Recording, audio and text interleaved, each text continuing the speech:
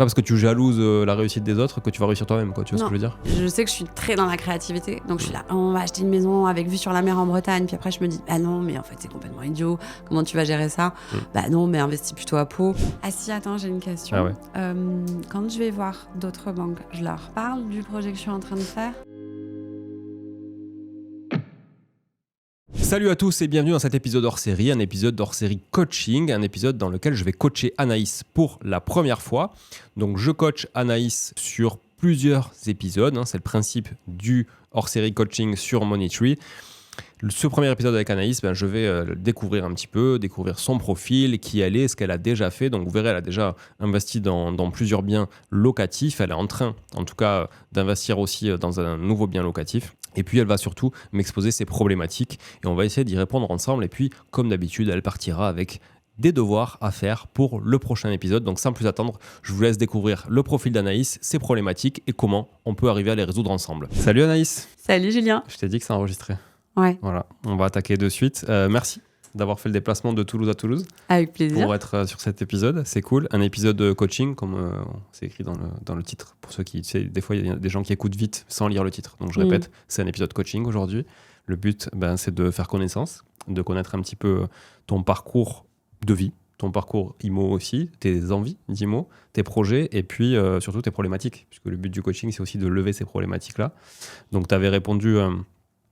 comme beaucoup, du coup, plusieurs dizaines de personnes à ces envies de coaching qu'on a proposées sur Money-Tree. Et tu as été sélectionné. Alors, je ne pourrais pas dire pourquoi, parce que, en fait, c'est difficile de dire tu as été sélectionné et puis de ne pas dire aux autres pourquoi ils n'ont pas été sélectionnés. Voilà. Mais on a essayé de prendre un échantillon déjà plus finalement grand que celui qu'on avait prévu de faire au départ. Donc, on avait pris plus de place en coaching. Mais des salariés, des entrepreneurs, des quadras, des gens qui ont 20 ans, des gens qui sont en couple, des gens qui sont célibataires, des gens qui sont à Toulouse et des gens qui ne sont pas à Toulouse, parce que le podcast n'est pas que toulousain. Donc voilà, il faut qu'on arrive aussi à faire autre chose que ça. Voilà, donc toi en l'occurrence, tu es de Toulouse, je vais te laisser te présenter sans plus tarder, et comme ça, je pourrais mieux te découvrir aussi en même temps que les auditeurs. Alors, je m'appelle Anaïs, j'ai 42 ans, j'ai 2 enfants, je suis pacsée, j'habite à Toulouse. Je suis cadre dans l'aéronautique. Mon mari travaille... C'est original, ça. Ouais, c'est très original à Toulouse. Mon mari travaille dans le conseil, ce qui est pas très original non plus. Conseil en quoi ? Conseil en organisation, management. Ok. Et voilà. Ton mari, là, vous avez le même âge ? Oui, il a 42 ans également. Comment il s'appelle ? En fait, il a un prénom tellement what the fuck que en fait, on sait qui c'est. Ah, mince. Godéric. Godéric ? Je sais même pas comment ça s'écrit, je suis incapable de l'écrire. G-A-U-D-E-R-I-Q-E. Ok. Q-E, ah ouais. Ouais, non, très bizarre. Ok. Moi, j'avais jamais entendu. Moi non plus. Ouais. Il y a une origine ou C'est catalan en fait. Ok, ah ouais. Voilà. Ok. Mais tous ses autres frères et sœurs ont des prénoms normaux. Ok. Et toi, tu fais quoi dans l'aéro comme métier ? Je suis manager dans le digital, Okay. mais j'ai exercé plusieurs fonctions. J'ai dans différents départements d'une grosse multinationale chez Airbus. Ah ouais. Ah, okay. À Toulouse. À Toulouse, qui s'appelle Airbus. Ouais, voilà. Ouais. Ok, qui est une ville à part entière. Exactement. Ok, et vos enfants, ils ont quel âge ? 6 et 8. Ok. C'est fini là, il n'y en aura plus. Ah non. Ok. Ah non. C'est important, on parle de patrimoine, il faut savoir à qui on lègue. Ok, cool. Donc salariés tous les deux, vous avez toujours été salariés ? On a toujours été salariés, ouais. Ok. Est-ce que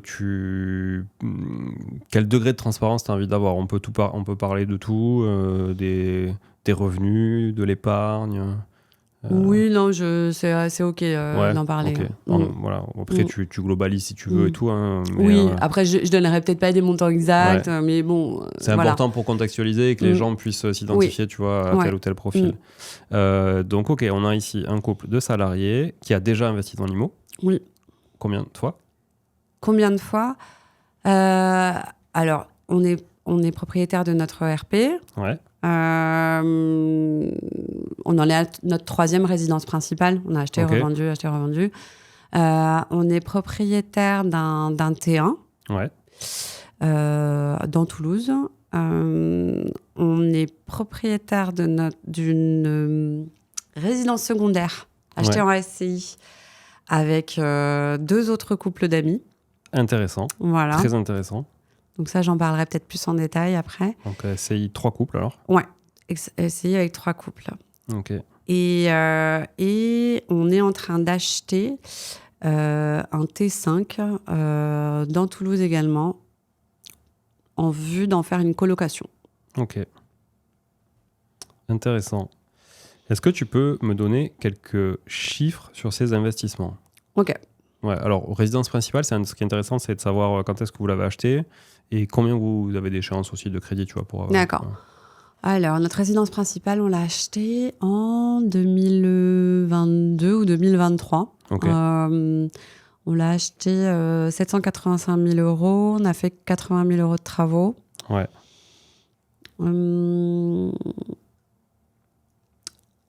Ensuite, je continue sur le reste des invests. Ou tu veux la mensualité d'abord ? Ouais, dis-moi la mensualité. En mensualité, je crois qu'on paye 2 250 euros par mois sur 23 ans. Ok. Ensuite, vous avez mis un bon apport. Ouais, parce qu'on avait bien vendu notre ancienne résidence principale, ce qui nous a permis de constituer l'apport. Ok. Ensuite, le studio, enfin le T1, on l'a acheté 106 000. On a dû faire un 10 000, 15 000 de travaux dedans. Il nous reste, je crois qu'il nous reste en capital 72 000 à rembourser et on a des mensualités sur 15 ans. Alors à l'époque, j'écoutais pas ton podcast, donc j'ai fait un prêt sur 15 ans à 715, des mensualités de 715. Vous le louez combien ? On le loue 720 hors charge. Putain, c'est sacrément bien loué. Ouais, mais en fait, il a une particularité. Il fait 30 mètres carrés, mais il y a 70 mètres carrés de terrasse. Ouais, puis 30 mètres carrés, c'est grand pour un T1 en France. Ouais, et il y a 70 mètres carrés de terrasse, donc il est... Enfin, voilà, c'est très particulier. C'est un peu atypique. Mm. Il est où ? Quel il quartier ? est au Busca. Busca, ok. Quartier sympa, plutôt résidentiel. Ok, et votre résidence secondaire, c'est dans les Pyrénées, tu me disais ? Ouais, c'est dans les Pyrénées, sur la route de Luchon. Donc on n'est pas à Luchon, on est dans un petit village assez mignon. C'est une grosse maison de maître, elle doit faire, je sais pas moi, 350 ou 400 mètres carrés. Okay. On l'a acheté en 2021, juste après le confinement. On avait très très envie de verdure, etc. Et on l'a payé 310 000 euros. On a fait 60 000 euros de travaux. Et on a fait un emprunt en SCI de 280 000 euros. Et on a fait un prêt sur 25 ans. Donc à 6, on a des mensualités de 1 300 euros. Donc c'est à peu près par couple 430 euros. Ouais, ok. Voilà. Ok. Et là, la coloc que vous êtes en train de faire, ce projet, il est dans Toulouse aussi ? Il est dans Toulouse, pas très loin de Bordeaux-Rouge, enfin entre Bordeaux-Rouge et Trois-Cocus. Ouais. Donc c'est un 100 mètres carrés, c'est une résidence de 2012. On l'achète 213 000 euros. Donc c'était une défisque ? Ouais, c'est une fin de défisque qu'on achète. Ok. Et l'idée, donc c'est qu'il y a 4 chambres. Tu m'as dit combien le prix ? 213 000 euros. 213. Il y a 4 chambres, 2 salles de bain. Donc l'idée, c'est de faire une colocation de 4. Ok. Vous en êtes où là ? On en est en train de ficeler le prêt. Ok. Voilà. Donc c'est sous compromis. Ça marche. C'est quoi votre capacité d'endettement aujourd'hui ? Tu la connais ? Il vous reste ? Là, je pense on commence à être dans les 35, quoi. Ok. Avec ce projet-là. Ok. Vous avez de l'épargne ? Je réfléchis. Une fois qu'on aura fait ce projet-là... oui, pardon. Ah, j'avais oublié. On a 150 000 euros d'épargne. Ok. T'avais oublié 150 000 euros. On n'a pas les mêmes problèmes. Non, mais c'est pas du tout. Oui, pardon, j'ai oublié. Je les ai retrouvés ce matin. Ils sont dans la poche. Voilà. Non, on a 150 000 euros d'épargne qui sont placés sur un compte titre. Alors, moi, je suis assez nulle pour ça. Autant j'adore l'immobilier, autant ça, j'y connais rien. Donc, c'est des produits structurés. Okay. Donc, ça te génère des coupons par mois, un peu comme des loyers. Ok. 150K, mais ça, c'est produits financiers et vous avez du rendement dessus. Est-ce qu'il y a une vocation à prendre une partie de ça pour le mettre dans l'IMO ou pas du tout ? Eh ben, ça, c'est peut-être quelque chose que je voudrais voir avec toi. Parce que pour l'instant, ça, c'est des placements à court terme. Je sais que généralement, tu peux sortir tous les 6 mois, tous les 1 an, etc. Donc, pour moi, c'est génial parce que je sais qu'à un moment, je peux le réutiliser pour faire autre chose. Mais qu'est-ce que c'est ce autre chose ? Est-ce que c'est le placer complètement sur un ETF monde et puis je m'en occupe plus et puis un jour, il y aura plus d'argent ? Ou bien je continue à faire de l'investissement immobilier. Ok. Voilà. Sachant que tu as quand même une appétence à l'immobilier, toi. Moi, j'adore l'immobilier. Et c'est le cas de tout le couple ou pas du tout ? Mon conjoint, il aime bien, il me suit. Après, il est très sûr, attention à la charge mentale que ça génère. Ouais, ok. Parce que voilà, on a encore des enfants petits. Il a raison. On a deux boulots assez prenants. Donc l'idée, c'est pas de se mettre non plus... Parce que là, vous gérez tout en direct ? Ouais, moi, j'aime bien gérer en direct. Ok. Effectivement, pour répondre à ce qu'il dit, ce qui est juste, c'est plus chronophage que du produit financier, il y a plus de charge mentale, etc. Tu peux effectivement déléguer cette gestion, mais c'est un truc que tu lâches et que tu acceptes aussi que ce soit moins bien fait moins rapidement aussi peut-être. Ça, c'est, je pense, un cap à passer, mais tu vas devoir le passer foncièrement si tu commences à faire grossir ton patrimoine. Exactement. Tu n'auras pas le choix au bout d'un moment. Tu vois, moi, j'ai tenu très longtemps et voilà, et bon, je tiens encore. Mais après, je suis un peu dans le milieu et tout ça, donc c'est différent. Mais oui, clairement, ça prend beaucoup de charges et d'espace dans la vie, tu vois. Et notamment la vie de couple, la vie de famille, etc. Donc c'est vrai que c'est complexe. Ok. Aujourd'hui, moi, je vais relire un petit peu ce que tu nous as écrit. Tu nous avais écrit, tu nous avais détaillé un peu ton patrimoine. Tu disais qu'aujourd'hui, tu exploitais en location longue durée. En courte durée, c'est la résidence secondaire que vous louez en courte durée ? Ouais, mais alors on la loue vraiment de manière anecdotique parce que c'est vraiment un achat plaisir et si on n'y est pas, on la loue, mais voilà. Okay. Et d'ailleurs, ça pourrait être intéressant aussi d'avoir un peu tes conseils pour booster cet aspect-là. Ouais, ok. Pour booster sur le résidence secondaire ou sur le reste ? Sur la résidence secondaire, parce qu'aujourd'hui, en fait, moi, je trouve que c'est un super bien. Mais on a vraiment du mal à le louer, clairement. Et comment vous répartissez déjà, vous, entre vous ? Alors, le principe, c'est, tu vois, il y a 4 week-ends dans le mois. Il y a un week-end où on y va tous ensemble, avec les enfants, parce que c'est un projet collectif. Systématiquement tous les ans ? Enfin, tous les mois, je veux dire ? Si on ne peut pas, on n'y va pas. Enfin, il n'y a pas d'obligation. Mais l'idée, c'est de maintenir... on est des amis. Et l'idée, c'est aussi de se fabriquer des souvenirs, d'être dans un projet collectif et de passer du temps ensemble. Okay, cool. C'est pas que de l'invest. C'est aussi de l'amitié. Donc, l'idée, c'est... Il y a un week-end où on le passe ensemble. Et après, sur les 3 week-ends restants, chaque famille est prioritaire sur un des week-ends. Donc, on a un planning comme ça, généralement, en horizon 6 mois. Et après, ça veut dire que tu peux utiliser la maison comme tu veux. Et donc, y inviter tes amis, ta famille, qui tu veux, etc. Donc, tu peux utiliser les chambres des autres à ta convenance. Comment vous gérez les vacances de Noël, par exemple ? Alors, généralement, on se répartit tous les week-ends. Et sur les vacances, on laisse libre. Mais on a tous nos familles qui ne sont pas forcément sur place. Donc, les vacances, ce n'est pas forcément un sujet. Nous, par exemple, là, on y va avec toute la famille de mon conjoint, mais les autres, n'y allaient pas forcément. Donc, et après, on passe le nouvel an là-bas avec un autre couple de mes colocs, mais pas les autres qui ne seront pas là. Voilà. Mais généralement, les vacances, c'est espace libre. Les gens demandent. On a un groupe WhatsApp. Et oui, non, peut-être. Et puis voilà, on s'arrange. Bon, ça va. Mais pour l'instant, ça n'a pas posé de problème. Ok, c'est le risque, tu vois, effectivement, quand tu es comme ça, plusieurs avec des intérêts des fois différents.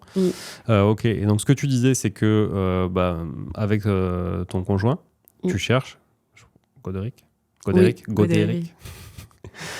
tu cherches à préparer l'avenir, je lis, préparer l'avenir, les études des enfants, la retraite, voire racheter une entreprise en tout cas, pour votre deuxième partie de carrière. Exactement, parce que là, en fait, on a 40 ans et jusqu'à maintenant, on avait des parcours assez croissants, avec une croissance linéaire. C'est-à-dire que plus ça va, plus tu prends des responsabilités, plus tu prends un job qui prend du temps. Mais avec une famille, en fait, il y a un moment où tu peux plus te projeter dans cette espèce de course. Ouais.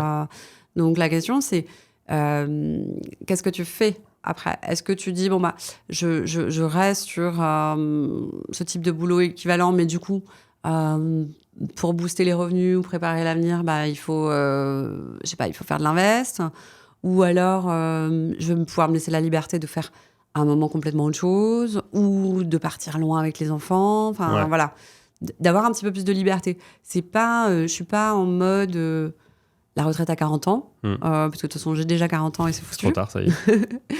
mais c'est d'avoir peut-être un tout petit peu plus de marge de manœuvre par rapport à ça. Et tu penses que le rachat d'entreprise, ça peut vous permettre d'être plus libre de tout ça, d'avoir plus de choix? Je sais pas, on l'a jamais fait, donc on peut pas savoir, mais je trouve qu'on aime bien faire des projets à deux, donc ça pourrait être un projet qu'on pourrait faire. Après, on n'a aucune idée. Enfin, on part de zéro, donc on n'a aucune idée de comment ça se passe. On sait absolument pas quoi racheter. Voilà. Ok. Bon, moi je peux te dire que, en tout cas, entre être salarié et être patron d'une boîte, c'est pas du tout le même engagement, quand même, temps et charge mentale pour le coup. Et la déconnexion que tu peux avoir en tant que salarié le soir et le week-end, même si tu es impliqué dans ton boulot et tout, in fine, c'est pas tes deniers. Donc, ça impacte aussi moins. Mais c'est quand même confortable. Ok. Donc, à méditer, donc. Ouais, voilà.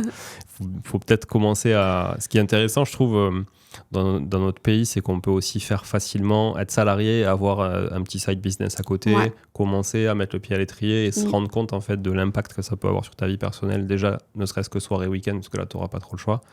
Et voir pour le projeter. Et en plus, nous, on est en couple pour le coup dans la boîte, et tu vois, et on a déjà eu d'autres business en couple il y a plus d'une dizaine d'années, donc tu vois, on connaissait le sujet. Et c'est vrai que, alors vos enfants, effectivement, ils sont déjà un peu grands, mais pas trop quand même. Ils ont encore besoin de vous pendant quelques années. Tu as toujours les enfants au milieu. L'équilibre n'est pas évident à trouver, je trouve. Voilà, donc il faut voir quel est le bon timing et tout ça, mais ça, c'est plus mon retour d'expérience que je te donne. C'est pas un conseil. Je me permettrai pas de donner un conseil, comme ça. Ok, donc ensuite, je lis quel problème te bloque dans l'investissement, enfin vous bloque de manière générale. Mais si j'ai bien compris, c'est quand même toi qui tires l'immobilier. Oui. Voilà, c'est pour ça que tu es là. Tu dis, j'ai tendance à m'éparpiller dans la multitude d'options qu'offre l'investissement. Et tu te poses des questions sur investir par-ci, par-là, en courte durée, en moyenne durée, etc. Donc tu as du mal, c'est ça, à canaliser la zone géographique, le type d'exploitation, la typologie de biens, parce qu'il y a trop de choses disponibles. Ouais, moi je sais que je suis très dans la créativité, donc je suis là, ah oui, on va acheter une maison avec vue sur la mer en Bretagne, puis après je me dis, ah non, mais en fait c'est complètement idiot, comment tu vas gérer ça? Bah non, mais investis plutôt à Pau, ou non, bah investis plutôt à Toulouse, c'est plus simple, ou bien non, mais le studio, il y a une terrasse, pourquoi ne pas faire une extension et le transformer, enfin voilà, et en fait c'est ou ça, mais à un moment tu peux mettre des haies à la place des ou.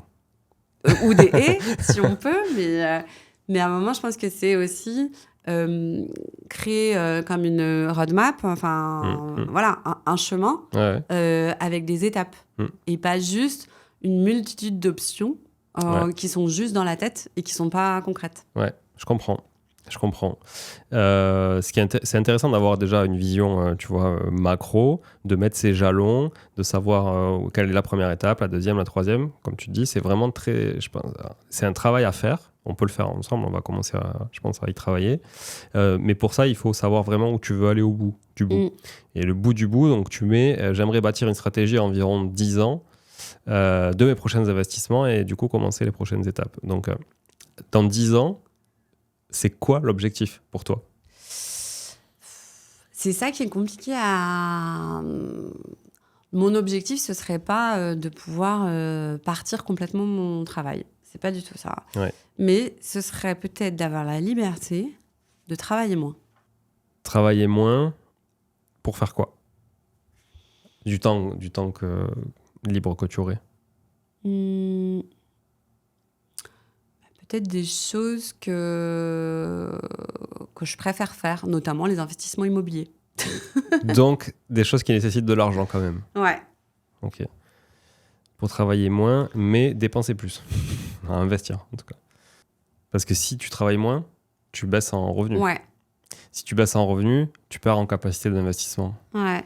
Et en plus, tu as besoin de potentiellement compenser ce revenu, Mm. dépendamment du train de vie que vous avez, par autre chose. Parce Ouais. que baisser en revenus, c'est souvent dégrader un train de vie. Hein, parce que la plupart des Français, tu me diras si c'est votre cas ou pas, la plupart des Français ont un train de vie qui est hyper cohérent avec leurs revenus.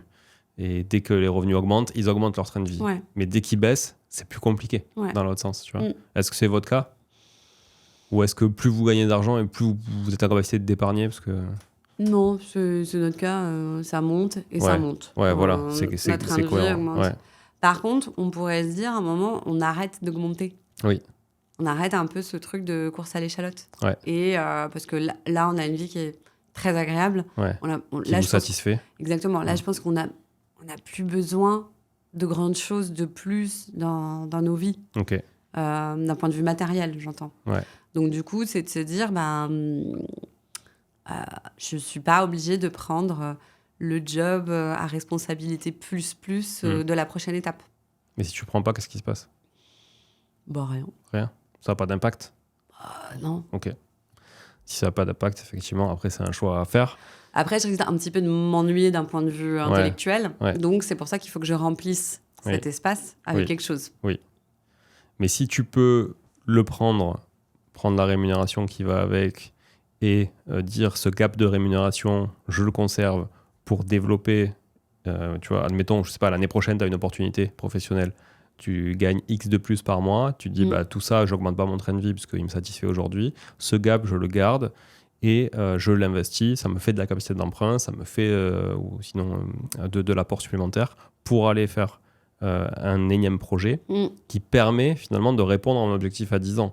Ouais. Parce que pour avoir un objectif à 10 ans, dans l'immobilier, c'est long, tu le sais, vous l'avez déjà fait. Un objectif à 10 ans, c'est court en IMO. Ouais, mais j'ai déjà 40 ans, donc je suis obligée d'être sur des objectifs courts. Ouais, je sais. Mais du coup, ça veut dire qu'il faut commencer maintenant et surtout, il faut le faire très fort. Ouais. Pas trop le choix que de le faire très fort. Et pour le faire fort aujourd'hui, vous allez avoir besoin de quoi? De cash. Ouais. Surtout aujourd'hui. Et vous allez avoir besoin de capacité d'emprunt. Si vous avez ces deux choses, souvent la troisième chose, c'est être capable aussi, dépendamment des types de biens, d'exploitation, etc., de faire un effort d'épargne plus ou moins important chaque mois aussi. Ça, vous avez un effort d'épargne aujourd'hui que vous pouvez faire? Alors, aujourd'hui, avec tous les invests qu'on a fait, on n'a plus d'effort d'épargne, mais mon conjoint vient d'avoir une promotion. On ne sait pas exactement encore ce que ça veut dire concrètement, mais ça peut permettre de remplir ce gap-là. Okay. Mais là, je te dirai la suite au prochain épisode, parce que je ne sais pas exactement... Ok. Ce serait intéressant de savoir effectivement quelle est cette capacité que vous pouvez investir dans l'immobilier chaque mois pour utiliser du levier derrière. Donc typiquement, souvent les gens se méprennent, ils se disent « Ah, mais j'ai 100 euros, 150 euros d'effort d'épargne à faire sur ce bien-là, parce que du coup, les loyers ne couvrent pas toutes les charges, etc. Donc, ce n'est pas un bon investissement. » Bon, souvent, ce n'est pas le cas, puisque in fine, quand tu remets rien que le capital qui est remboursé, même si le bien ne prend pas d'argent, tu te rends compte que tu fais 150 euros d'effort pendant que le locataire, il en fait 500 à ta place. Quoi. Donc voilà, évidemment. Parce qu'à la sortie, finalement, tu vas cumuler les deux, moins les intérêts. Donc, il y a ça qui est important, c'est de savoir effectivement quel est le cash que vous pouvez dédier. Donc sur ces 150 cas dont tu me parlais, quel est le cash que vous pouvez dédier? Quel est l'effort d'épargne et quelle est votre capacité d'emprunt? Ça serait intéressant que tu puisses la calculer. Okay. Cette capacité vraiment en prenant un tableau, un fichier Excel, et si tu ne l'as pas déjà fait, et voir combien vous pouvez emprunter aujourd'hui sans loyer supplémentaire. C'est-à-dire ne considérant pas que vous avez... Donc on va récupérer un loyer. Tu m'as dit, je pense qu'on est à 35, mais est-ce que tu es à 34? Est-ce que tu es à 33? Est-ce que tu es à 38 quoi, tu vois voilà. Et en fonction... Voilà. Après, vous avez un profil qui, je pense, permet d'aller au-delà des 35%, et en trouvant un bon interlocuteur bancaire, vous pouvez aller un peu au-delà, sans trop de problématiques, à mon sens. La SCI, là, c'est à l'IS? C'est à l'IR. À l'IR? Ah ouais, vous avez fait une SCI à l'IR? En fait, moi, à la base, c'était vraiment un achat On n'avait pas du tout de vocation à la... Oui, à la louer. À la louer. Et d'ailleurs, ça, c'est une question que j'ai. Comment ça se passe si on veut la passer à l'IS ? Alors, l'IS, tu peux passer de l'IR à l'IS. Et donc, du coup, tu vas rentrer le bien en amortissement, puisque ça va rentrer dans le patrimoine de la SCI à l'IS. Donc, tu vas rentrer le bien en amortissement comptablement. Et donc, si demain, ça devient un produit locatif, vous aurez cumulé du déficit grâce à l'amortissement et aux frais que vous allez passer dessus, parce que vous devez avoir des frais. Bon, il y a du foncier, j'imagine, puis il y a des intérêts d'emprunt, et puis il y a d'autres choses, sûrement, de l'ELEC, j'en sais rien, parce que l'ELEC, finalement, c'est la SCI qui paye l'ELEC pour tout le monde. Ouais. Donc, tout ça vous permettra de cumuler, finalement, un déficit, ce qui fait que le jour où vous la passez en location, parce que, admettons, je sais pas moi, sur les 3 couples, il y en a un qui s'expatrie, un qui déménage dans notre région de France, et puis un qui n'aime plus les Pyrénées, mais qui préfère les Alpes. Enfin, tu vois, je sais pas. Du coup, bon, qu'est-ce qu'on fait ? Est-ce qu'on vend ? On vend pas ? Ah, c'est dommage de vendre. On va mettre en location. Ça peut fonctionner. Alors, tu me dis qu'aujourd'hui, ça fonctionne pas, la location saisonnière. Mais admettons que ça peut fonctionner. Ça puisse fonctionner. Vous louez, vous allez avoir un revenu. À l'IR, vous êtes fiscalisé direct. Chacun sur votre quote-part et sur votre tranche marginale d'imposition. Mais si vous êtes à l'IS, vous aurez cumulé suffisamment de déficit. Le travers de l'IS, c'est que quand, par contre, vous allez revendre, vous allez payer de la plus-value sur la valeur nette comptable, ce qui veut dire que vous allez payer de la plus-value sur la différence entre le prix de vente, le prix d'achat, moins les amortissements que vous aurez déduits tout au long de la détention. Ouais, donc en général, l'imposition est assez conséquente à la sortie en SCI à l'IS. Mais par contre, elle est hyper neutre tout le long du projet. En soi, si vos 2 couples d'amis ont des bons revenus comme vous, c'est pas vraiment impactant et autant la laisser à l'IR parce que finalement, même s'il y a une petite fiscalité qui arrive, si vous la louez un petit peu par-ci par-là, vous pouvez l'assumer. Vous n'allez pas vous retrouver squeezé, ce qu'on appelle le cash squeeze, où vous n'allez pas pouvoir assumer l'imposition qui va avec votre patrimoine. Donc moi, je pense que ça n'a pas de sens de l'avoir à l'IS. Mais par contre, si demain vous voulez développer un patrimoine perso pour répondre à ses besoins de retraite, de famille, etc., il existe plusieurs solutions. La première, aujourd'hui, c'est que du meublé que vous faites. Ouais. Colocation, c'est forcément du meublé. Ouais. Le T1, c'est souvent du meublé. Donc, ça veut dire que j'ai pas vos revenus en tête, mais parce que tu me l'as pas donné, mais je pense que vous avez beaucoup de marge sur les revenus LMNP. Enfin, vous pouvez aller vraiment faire beaucoup de loyers en LMNP aujourd'hui, parce que votre LMNP, c'est 700 et quelques fois 12, 715 de loyer fois 12, plus la colocation. Combien vous envisagez de louer ? On veut louer à la chambre, donc on a bien regardé un petit peu ce qui se faisait. C'était à peu près entre 450 et 500. Parce que là, tu n'es pas du tout dans une zone universitaire en plus. Tu es vraiment... Donc entre 450 et 500 la chambre. Donc, et il y a 2 places de parking. Donc si j'arrive à louer les 2 places de parking en plus, je sais pas moi, 50 € la place, ça me fait des revenus locatifs de 1900 à peu près. Juste comme ça. Donc on va dire, allez, vous êtes à 31 000 de loyer par an. Ce qui est, à mon avis, bien inférieur à vos revenus. Tu sais qu'en LMNP, le principe du LMNP, tu le maîtrises ? Ouais. Les plafonds et tout, voilà. Donc, ouais.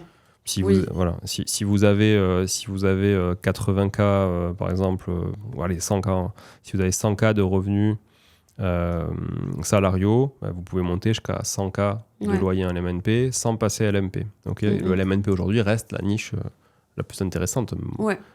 On fait évidemment abstraction de tout ce qui peut se passer dans l'avenir, parce qu'aujourd'hui on parle de ce qu'on connaît et ce qui existe. Voilà, donc ça veut dire que le LMNP peut être optimisé. Il y a un sujet sur la partie transmission, tu vois, création de patrimoine et tout ça qui peut être intéressant pour vous, mais je trouve que peut-être vos enfants sont encore un peu jeunes. C'est la SARL de famille qui peut être intéressante parce que vous pouvez bénéficier du régime LMNP dans la SARL de famille. Voilà, ça c'est intéressant. Ça répond à ce besoin de patrimoine familial, tu vois. Maintenant, avec des enfants de 6 et 8 ans, sachant qu'on arbitre un patrimoine, on arbitre un bien immobilier à peu près autour des 10 ans, 8-10 ans, ça veut dire que vos enfants seront à peine ou pas du tout majeurs à ce moment-là, et donc vous allez vendre et racheter derrière. Donc peut-être que le rachat pourrait la SARL de famille pourrait se faire un peu plus tard. Okay. Là, c'est peut-être un peu tôt parce que finalement, les biens que vous allez mettre à l'intérieur, vous allez les revendre avant qu'elles soient majeures.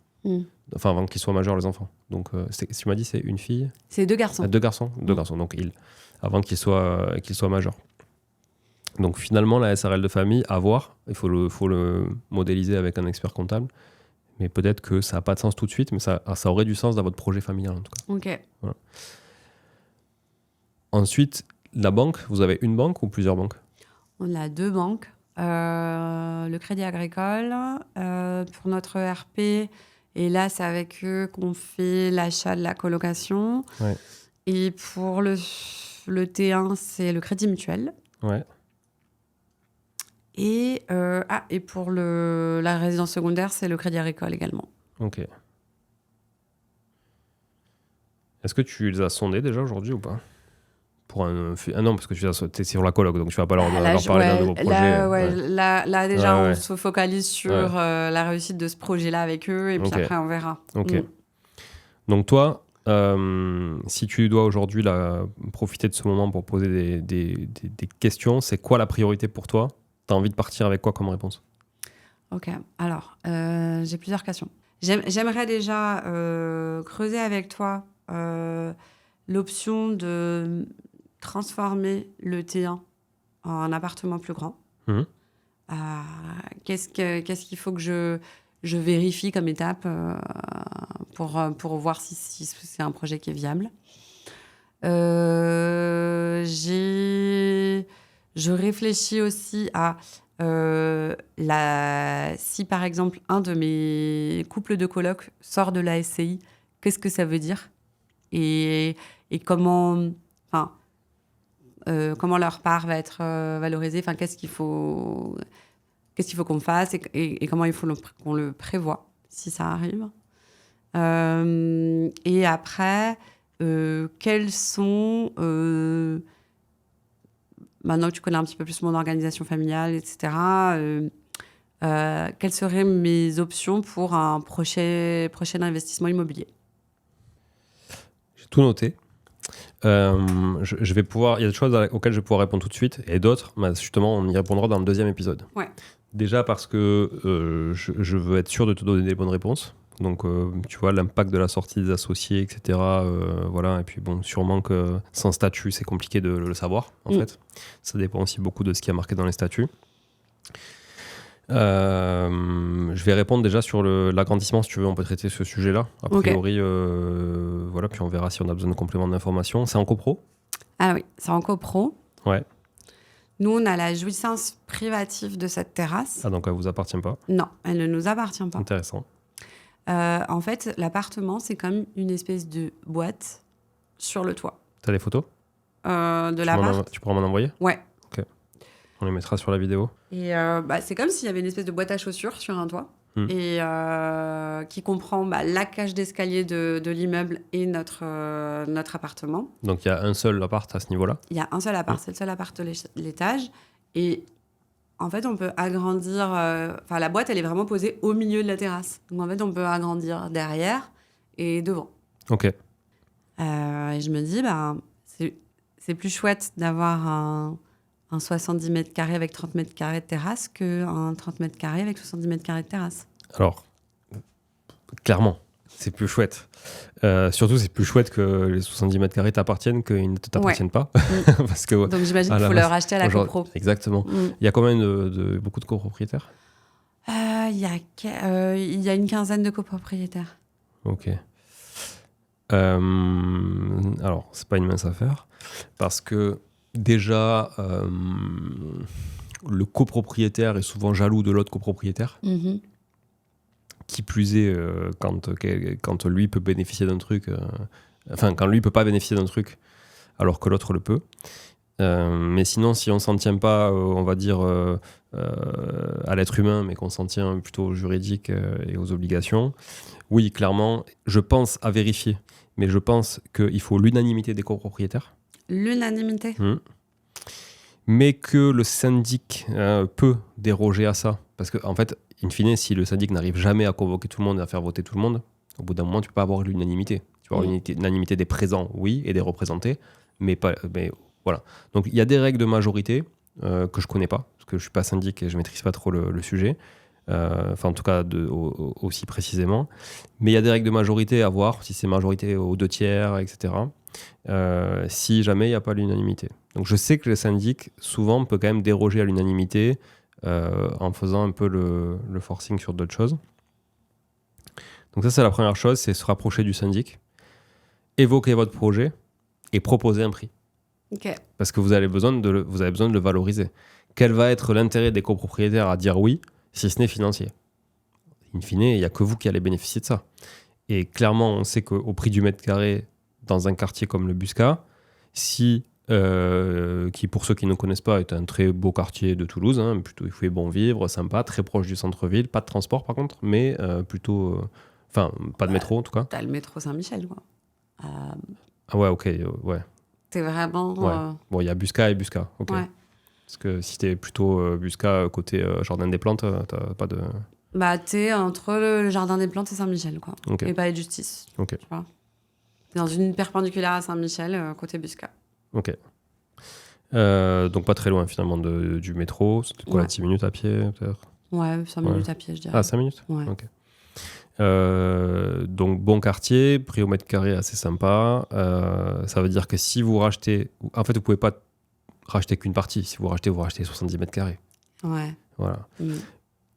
Le risque que vous prenez, c'est que si vous parlez du projet au global, les gens vont savoir que vous allez faire de l'habitation et donc vous allez construire dessus et valoriser le mètre carré. Donc là, ça veut dire qu'ils disent, attendez, vous allez gagner en habitation, donc vous ne rachetez pas de la terrasse, en fait, vous rachetez du mètre carré d'habitation, donc ça se valorise. Si jamais tu dis, non, mais nous, on veut juste que la terrasse nous appartienne, parce que voilà, on veut faire un lot de la terrasse, donc ça veut dire que vous dites, je veux racheter la terrasse, mais après, pour faire construire, il va falloir l'autorisation aussi de la copro, donc vous allez devoir refaire voter quelque chose, et là, les gens vont avoir peut-être l'impression d'avoir été pris pour des cons, parce que du coup, tu le fais en 2 fois, tu vois, sans donner ton projet in fine. Ouais, mais en plus, je peux pas. Enfin, il n'y a pas d'intérêt à ce que je rachète. Enfin, ils vont le voir parce que la terrasse, c'est leur toit. Donc, quel est l'intérêt que j'ai à racheter leur toit, mis à part me gérer les coûts liés à ça, que j'ai pas aujourd'hui. Parce qu'aujourd'hui, l'étanchéité de ce toit, elle est à la copro. Voilà. C'est pas toi, puisque tu as la jouissance, donc ça veut dire que c'est une partie commune. Ouais, pour faire un petit récap aussi pour les gens qui maîtrisent pas le droit de la copro. Effectivement, si c'est jouissance exclusive, ça veut dire que tu as la jouissance, mais pas la propriété. Donc c'est comme si tu avais l'usufruit du truc, mais jamais la nue propriété. Et que quand tu revends, tu ne revends pas ce lot-là, mais par défaut, le mec qui va acquérir ton lot va bénéficier de cette terrasse aussi. Mais ça reste une partie commune. Donc ça veut dire que tous les coûts d'entretien afférents sont communs. Donc ça veut dire que tout le monde paye pour ça. Donc ça peut être quand même aussi un avantage pour les autres copropriétaires de ne plus payer pour ça. Ouais. C'est-à-dire que c'est toi qui prends en charge l'entretien, il n'y aura plus l'étanchéité à refaire tous les X années, il n'y aura plus les problématiques d'infiltration à gérer par la copro, etc. J'ai mon notaire qui m'appelle en même temps. Tu vois, on pourrait lui poser la question. Voilà, donc tout ça pourrait être intéressant finalement. Mais quand même, la valeur ajoutée, c'est vous qui la prenez. Ouais. Ça, tout le monde va le savoir, à part peut-être la petite mamie voilà, qui s'en fout et qui va dire oui à tout parce qu'elle te trouve sympa. Tu vois, voilà. Donc, c'est pas évident. Ce qui est sûr, c'est que ça va nécessiter un géomètre qui va venir, du coup, remettre et tout, qui va rétablir un état descriptif de division de la copropriété, donc des plans de géomètre, plus un règlement de copro qui va être changé, les tantièmes, donc des règles de répartition, de charges, etc., qui vont être recalculées dans la copro. Et tout ça devra être non seulement voté, et donc en assemblée générale, mais également publié. Voilà, le règlement de copro et les nouveaux états descriptifs va devoir être publié. Ça coûte, en général, j'aurais pu poser la question si j'avais répondu, entre 2005 et 3000 euros. Ouais. Voilà, la prestation par un notaire plus géomètre. Voilà. Donc déjà, il y a ça. Ça, c'est vous qui allez le porter, c'est sûr. Il faut arriver avec... Parce qu'il faut commencer à faire payer tout le monde. C'est pas possible. Oui, non, c'est pas possible. Voilà. Mais là, vous avez déjà travaillé un projet avec un archi ou quelque chose comme ça? Pas du tout. Ok.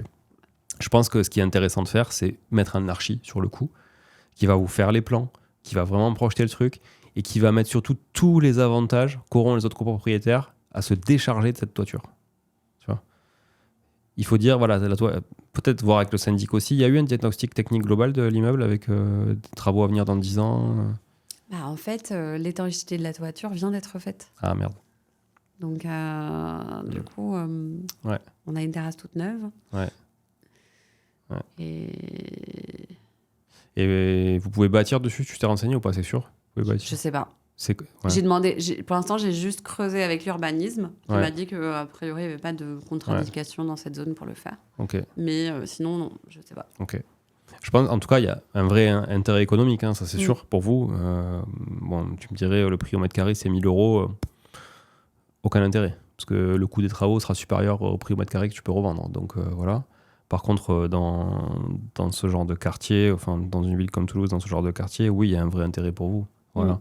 Maintenant, il faut trouver le juste équilibre pour que ça ne vous coûte pas plus cher in fine que de racheter un bien à côté, en fait. Ouais.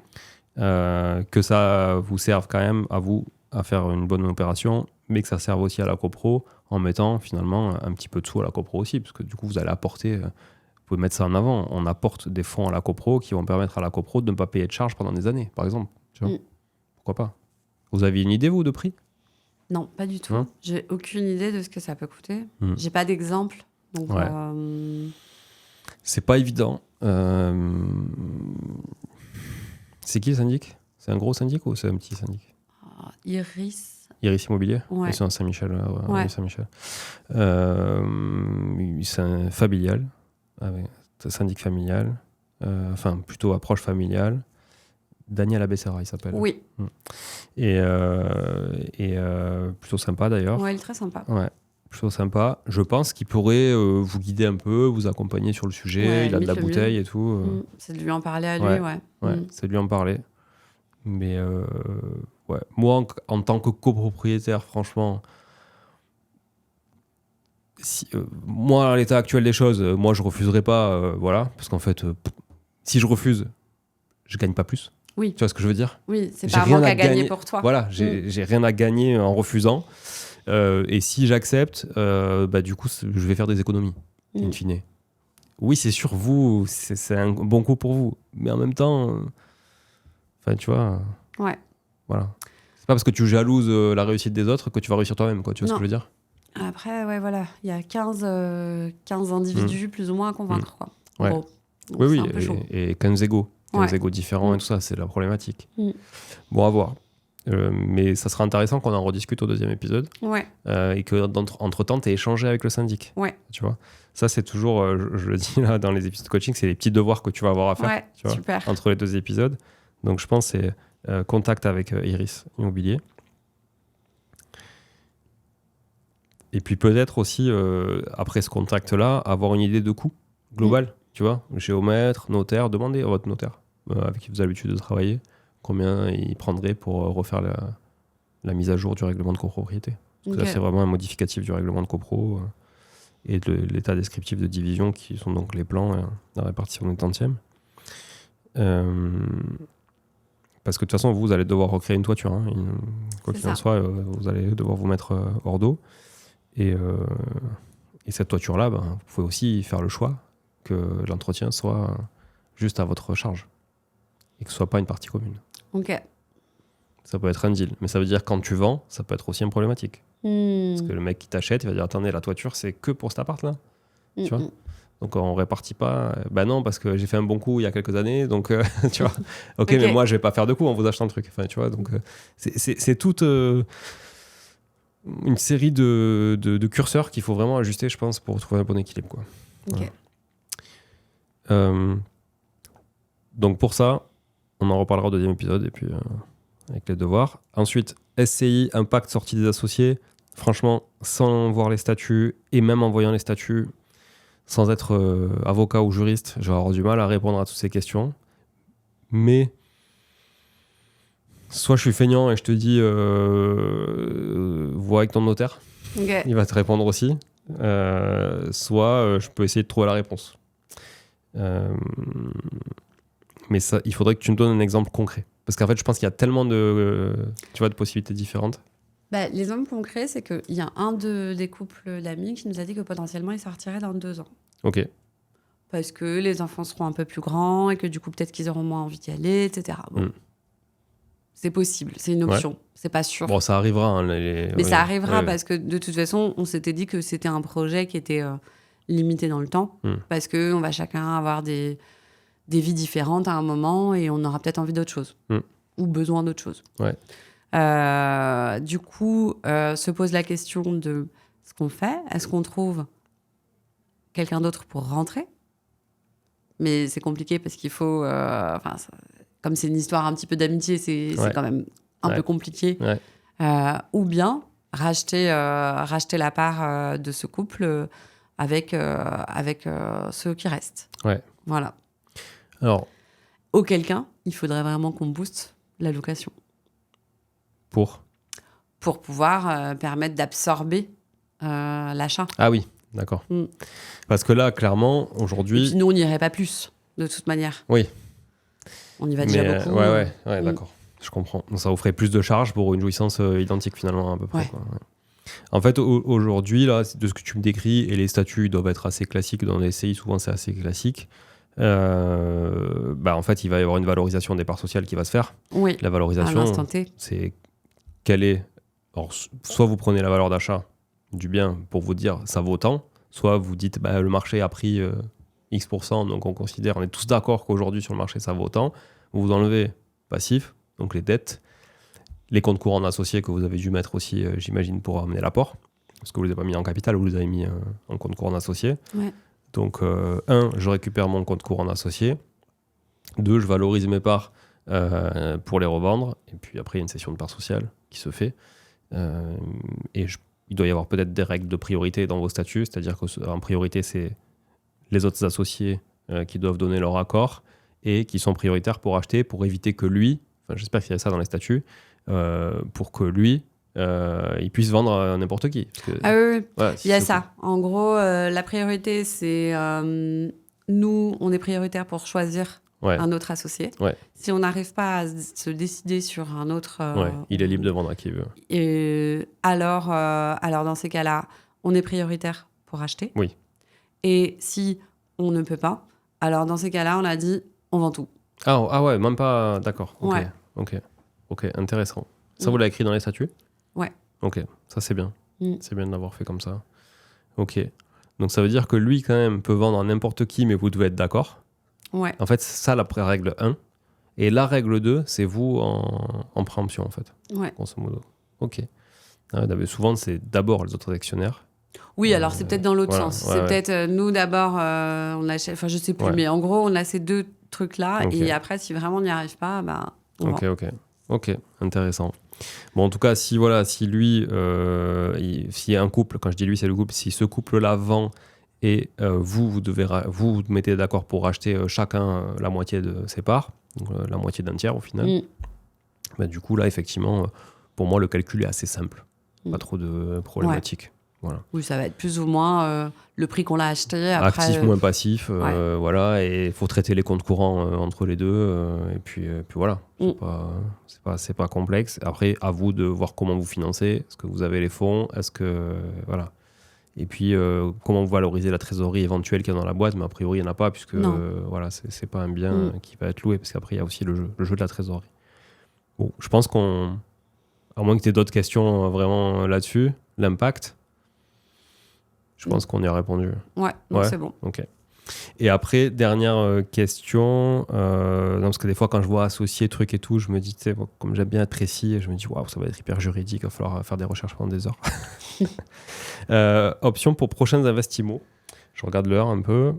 Il nous reste un petit peu 10 minutes, on va dire. Ouais. Option pour prochains investissements. Parce que tu veux revenir sur le sujet, je m'éparpille, c'est ça, typologie de bien. Ouais, ok.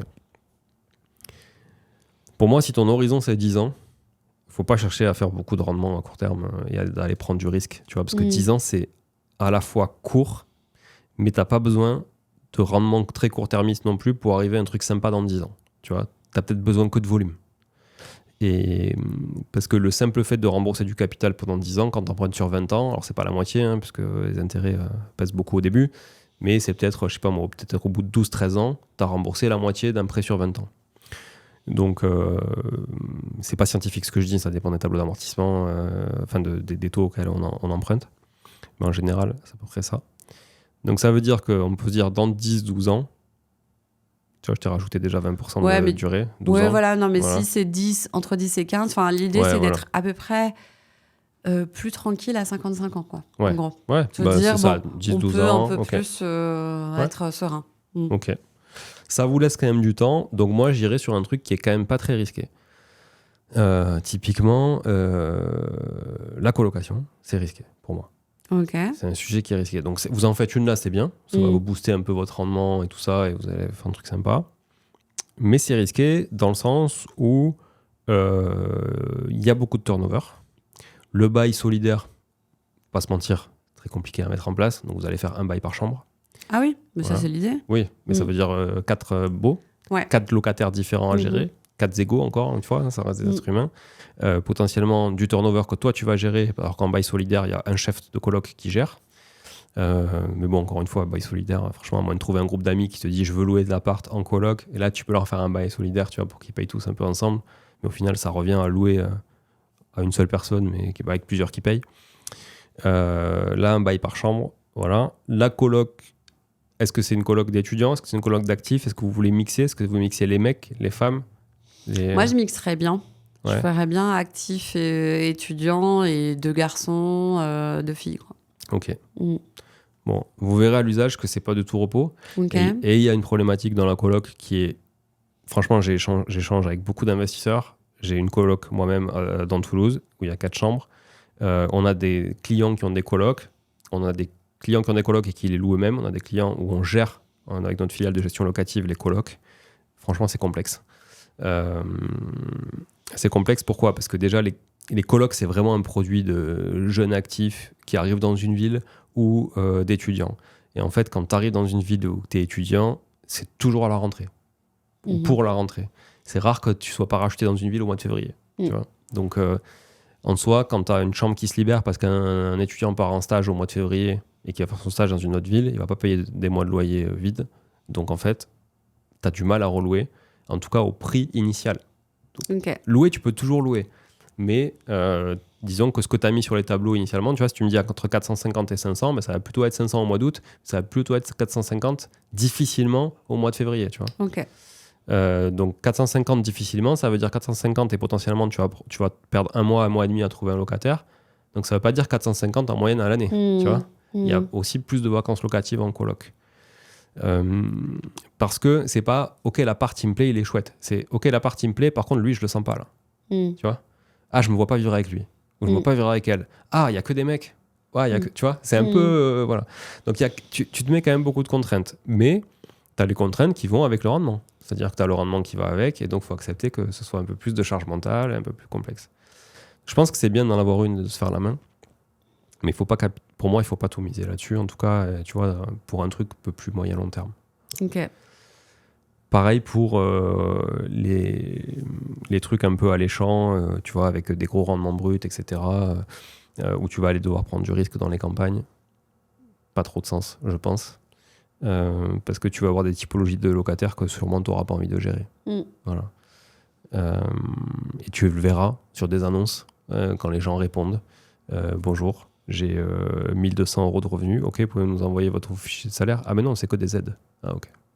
Donc, est-ce que, d'ailleurs c'est même plus que ça des fois, est-ce que tu as envie d'avoir des gens où tu sais qu'en fait ils sont picousés aux aides sociales et qu'un changement de gouvernement peut modifier ça? Alors bon, même si c'est plutôt dans l'autre sens, a priori, mais où, au-delà du côté altruiste et social, hein, je parle, voilà, parce que tu peux avoir un côté aussi peut-être social et altruiste en toi et que tu as envie d'aider les gens, c'est bien, mais souvent tu te rends compte que les gens, eux, ne veulent pas t'aider. Hein.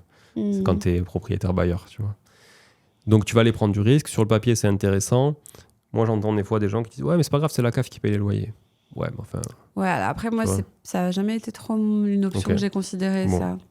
Bah, tant mieux, parce que c'est pas cohérent avec votre strat, je pense. Enfin, votre objectif. Ouais, je suis pas forcément pour des choses au rendement. À fort rendement, ok. Je veux pas aller dans des villes risquées. J'ai pas envie d'interagir avec des locataires compliqués. Ok. Moi, je marche beaucoup au feeling, donc je veux que ça puisse fitter un peu avec les personnes. Bon, mais c'est parfait. Donc, je vais arrêter là pour tout ce qui est risqué. Je vais pas en parler. On va pas à Saint-Étienne. Ouais. Voilà. Enfin, quartier Saint-Etienne, tu peux y aller là où on est, par Oui, contre. Ça, mais ce sera pas le même prix. C'est très bien, ça. C'est bon quartier, ça. Très bon quartier.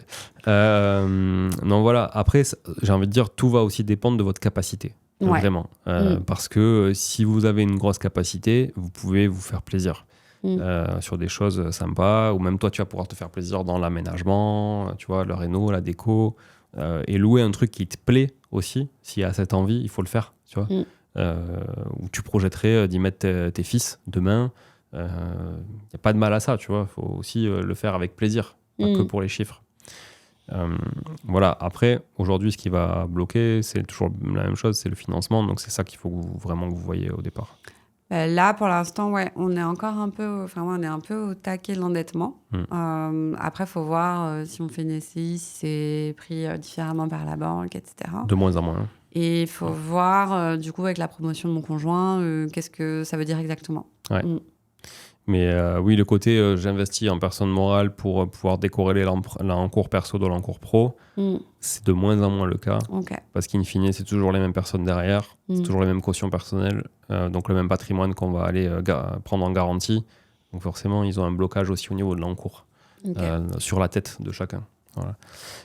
L'idée, ce serait aussi peut-être d'emmener des gens de la famille, si vous avez de la famille, de ton côté ou du côté de ton conjoint, qui peut venir apporter de la capacité d'endettement sans être actif, tu vois, dans la chose, mais qui peut juste venir rassurer la banque aussi, voire des liquidités, à voir, mais plutôt de la capacité d'endettement, je dirais, comme ça évite qu'ils monopolisent de l'argent, tu vois.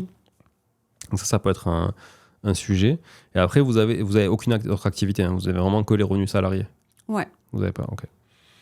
Parce que sinon, il y avait effectivement le côté où tu peux générer du cash sur une autre activité à côté et après t'en servir. Moi, j'ai un peu quelque chose dans la tête qui me trotte pour faire un espèce de petit side business à côté. Ok. Mais c'est pas encore très clair et je sais pas exactement ce que je pourrais vraiment générer avec, quoi. Ça, en tout cas, ça pourrait servir la quête de patrimoine. Parce que tu peux générer des liquidités dont tu n'as pas besoin pour vivre. Si c'est un side business, c'est souvent le cas. Tu vois, ça permet vraiment d'accumuler de la trésor. Donc, après, il ne faut pas que ce soit un side business qui demande de l'investissement parce que pour le coup, là. Non, là, à part mon cerveau et un téléphone. Ouais, donc, ok. Ça, c'est bien. Quand c'est du service pur et dur, ça peut être très, très rentable vite. Ok. Donc, c'est difficile pour moi de répondre à cet instant sans que tu aies fait un autre devoir, qui est peut-être de prendre contact avec le Crédit Mutuel. Pas avec ceux qui sont en train de te financer la coloc, parce que bon, y a déjà ce dossier en cours et tout. Si tu arrives avec un dossier alors qu'ils t'ont pas encore édité une offre de prêt, tu vois, ça risque d'être... Enfin, à voir, hein, ça c'est à toi le feeling, hein, mais peut-être le Crédit Mutuel ou une autre banque aussi. Et aller leur demander...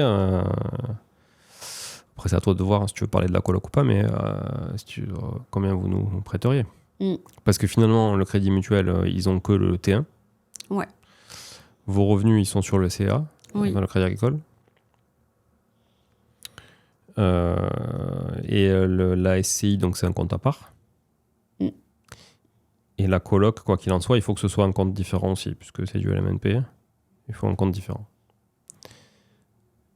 D'ailleurs, je le précise parce que c'est pas forcément évident.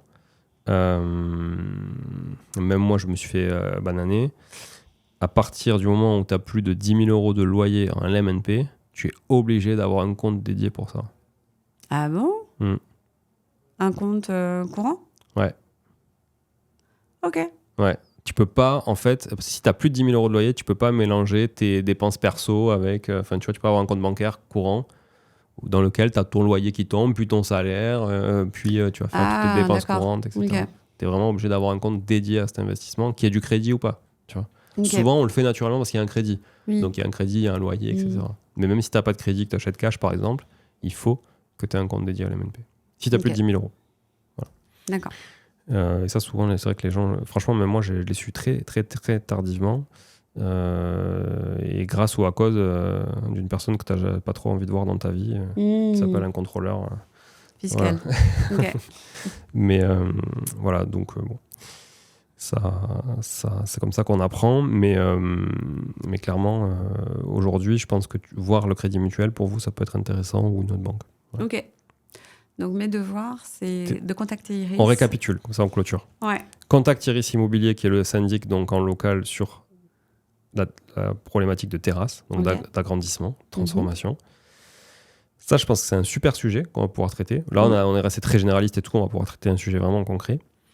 Deuxième devoir, c'est banque, capacité d'endettement. Capacité d'endettement, conditions aussi. Combien d'années ? 25, 20 ? Parce que ça joue aussi. À quel taux il vous prête aujourd'hui ? On mettra à jour, enfin à quel taux il vous prête quand tu le verras. Combien d'apports vous êtes en mesure dédier en vous mettant d'accord tous les deux sur ces 150 000, combien vous pourriez sortir pour un futur projet. Ça ne veut pas dire qu'on pourra l'attribuer à un seul projet, mais on pourra peut-être en faire plusieurs. On pourra peut-être voir comment il est intéressant de ventiler. Je ne sais pas si tu me dis on peut mettre 50K. Comment on ventile 50K ? Est-ce qu'on fait OK, all-in sur un projet, ou est-ce qu'on ventile 25-25 ? Est-ce qu'on ventile 15-15-15 ? Tu vois, voilà. À voir. Bon, 15-15-15, si vous voulez investir à Toulouse, c'est impossible. Vu les prix et tout, c'est chaud. Combien vous mettez d'apport là sur la coloc ? Là, on met 20 000. Ouais. On met 20 000 et on place de nouveau 20 000. Ouais, voilà. Donc, vous mettez 40. Ouais. Et en plus, on est quand même sur un truc qui va cracher un peu de rendement. Donc, vous avez un effort d'épargne qui n'est pas important. Mais sur un bien plus patrimonial, on parlait du quartier Saint-Etienne, si tu investis dans ces quartiers-là ou en centre-ville, tu achètes je sais pas, un T1, un T2 en centre-ville, tu vas être sur un rendement entre 5 et 6% brut. Donc ça va vraiment en net descendre plutôt autour des 4. Donc foncièrement, avec de l'argent à 3,5, plus tu mets d'apport et mieux ce sera pour être en autofinancement, quoi. Voilà.